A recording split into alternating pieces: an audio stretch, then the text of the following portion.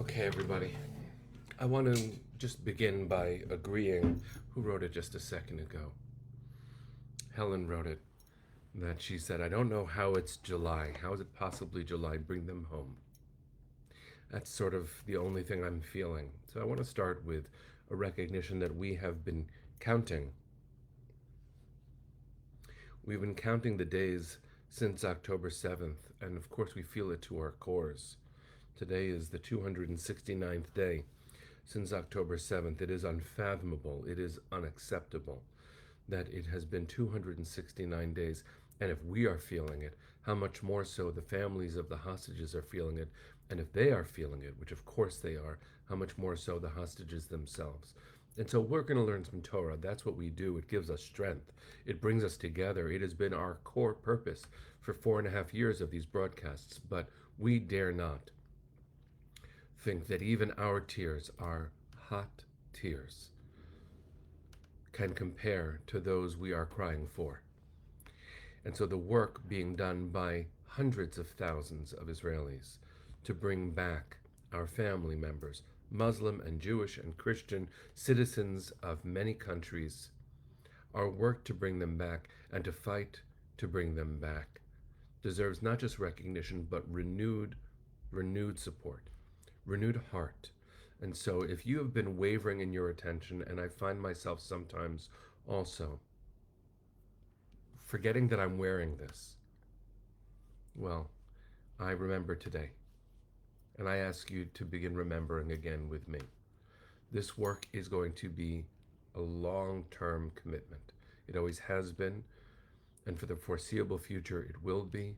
Please God, things do not get even worse in the north of Israel, where Iran from the north, even though people call it Hezbollah, just like Hamas in the south, even though people mistake what is happening, it is very clear that this is a long-term siege on Israel since its inception, and certainly all waged from the background by Iran. We can't lose focus, even 269 days of hell later. So, I say so with a renewed commitment.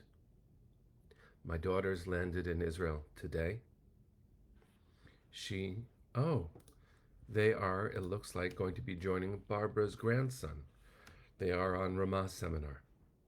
And so, my children and yours, together, are the future of our people, in the homeland of our people. So here we are, friends. Here we are 269 days later, ready, ready, ready. We are together, and we are alive.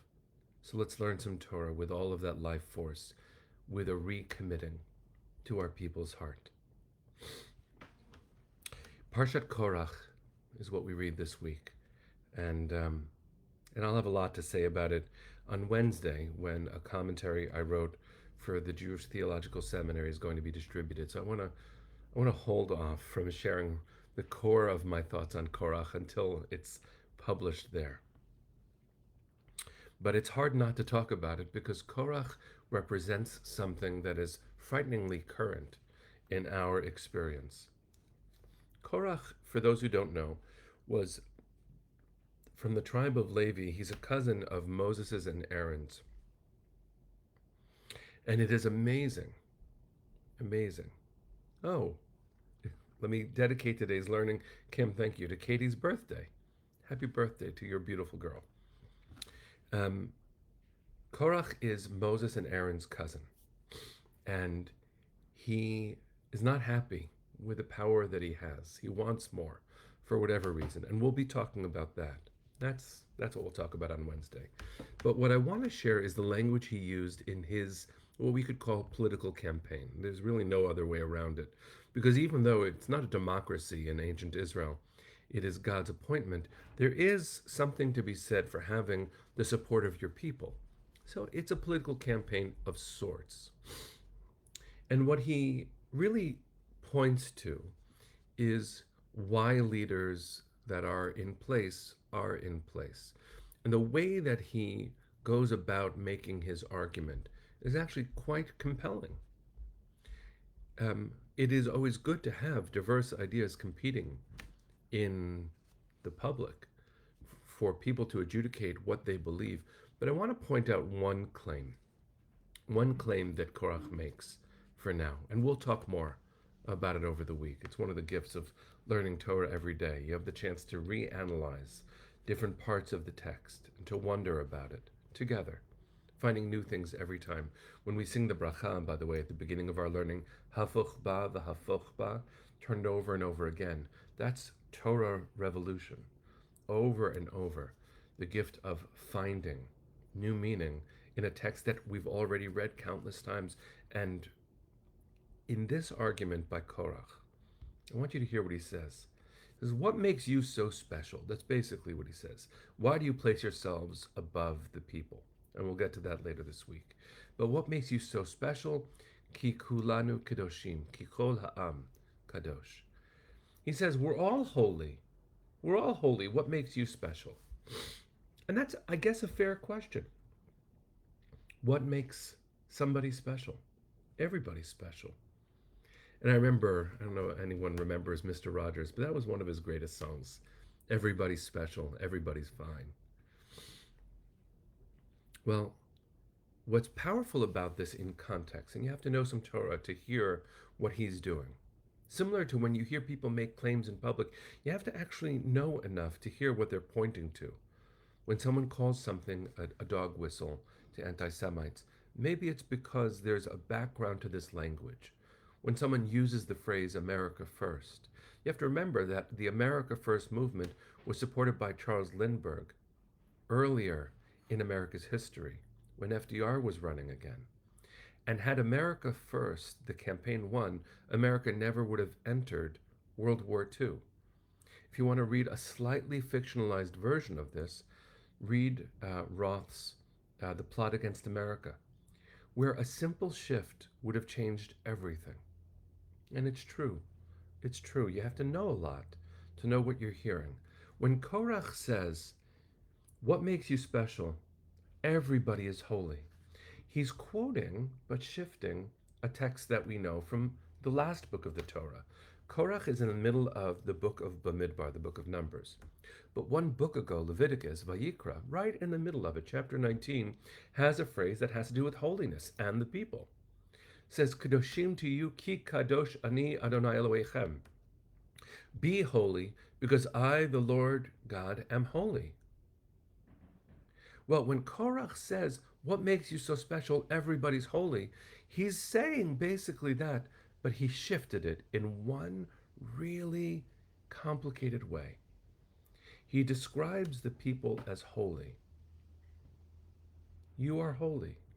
What's the difference between Korach's language, you are holy, and Vayikra, Leviticus's language, you shall be holy? The difference is one is a prescription, one is aspirational, one is a command, and the other is an assumption.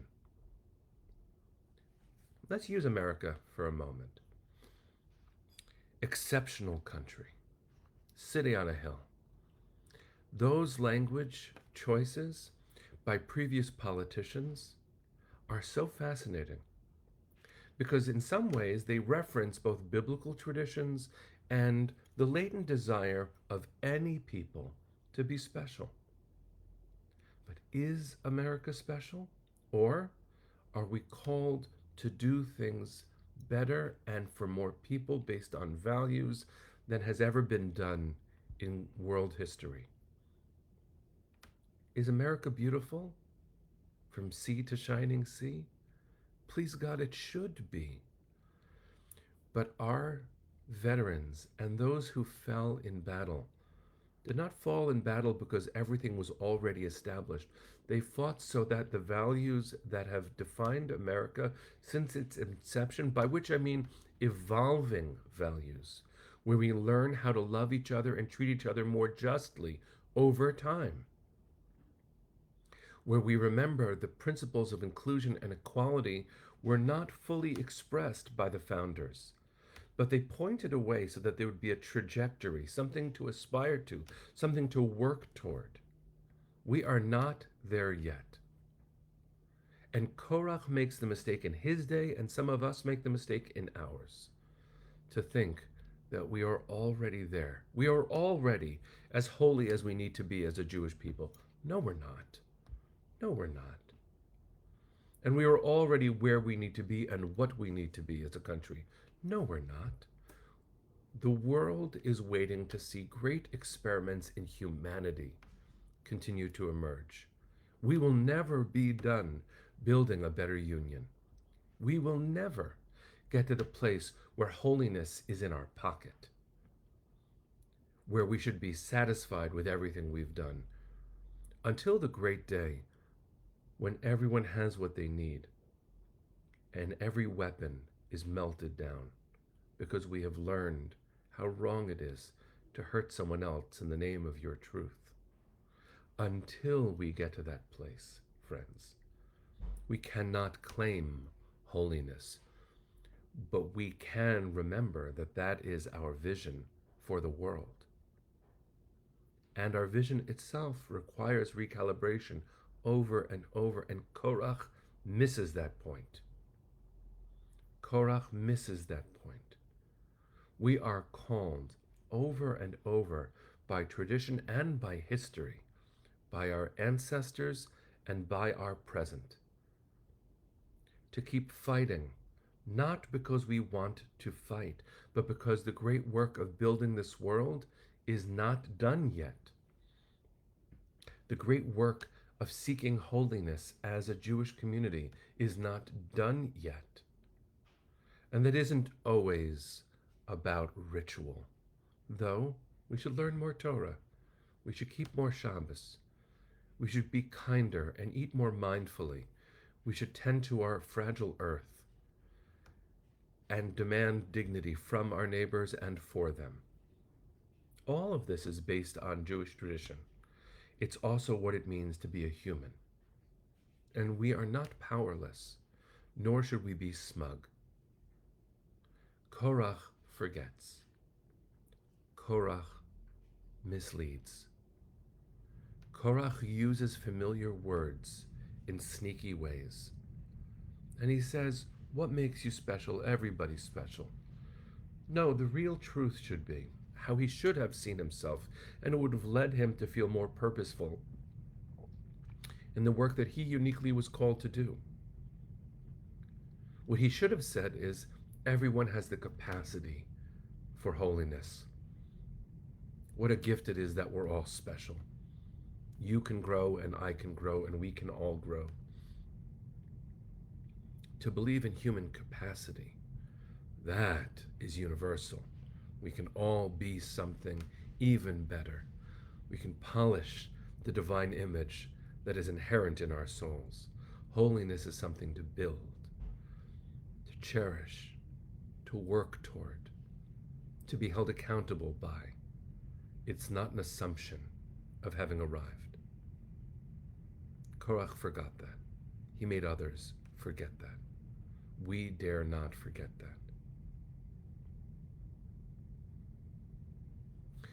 We don't need reminders 269 days after October 7th that the world isn't yet as it should be. But this parsha is a reminder. So, hold your heart. Share it. Remember that holiness dictates the love that makes us fight fiercely for our family too. Send your heart with me to those being held in darkness. Send your heart with me to those brave women and men who are fighting on behalf of our family. Send your heart to those citizens of the State of Israel who are fighting for justice and health, security, and maybe even peace one day. Send your heart to young Jews who are spending this summer regaining their souls. Send your heart to the Israelis who are visiting countless summer programs so that they can know how loved they are, and so that they can share their love for our land and our people in the other order. Send your heart. Kol hod malevav pnima nefesh Yehudi homia ulefatei mizrach kadima ayin letzion Sophia od lo avda tikvatenu hatikva bat shnot alpayim liot am chofshi be'atzenu eretz Zion Yerushalayim liot am chofshi be'atzenu eretz Zion Yerushalayim. Bring them home now. Am Yisrael Chai. See you tomorrow, friends.